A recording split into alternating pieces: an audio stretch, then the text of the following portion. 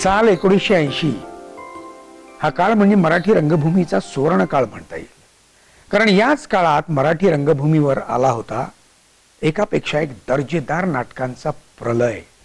बंदिस्त नाट्यगृहातील नाटकांचे प्रयोग पाहायचे प्रलंना खूप आकर्षण होतं, पण तिकिटासाठी पैसे कोण देणार हा यक्ष प्रश्न।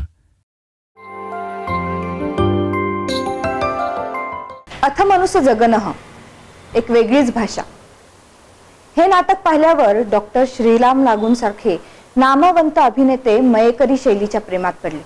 अथ मनुष्य जगनः जंगल्याची भाषा, जंगल्याच्या भाषेची निर्मिती प्रलंनीच केली, कारण अशी भाषा जगाच्या कुठल्याही कानाकोपऱ्यात ऐकायला मिळणार नाही। मी सोनपंखी नावाचं नाटक केलं, डबल रोल होता। एक खूप ग्लॅमरस ॲक्ट्रेस साऊथची आणि एक खूप टिपिकल हाऊसवाईफ, अशा त्या दोन बहिणी होत्या।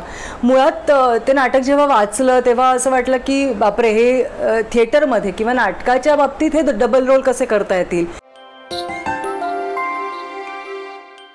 मानवी प्रवृत्ती, भावना, लालसा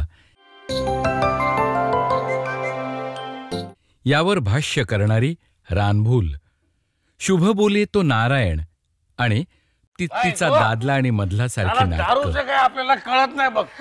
साला ट्रक चालवताना दारू पियालो ना, दारू बरोबर पोटात असते। खाली उतरलो मायला एकदम डोचक्यात जाते।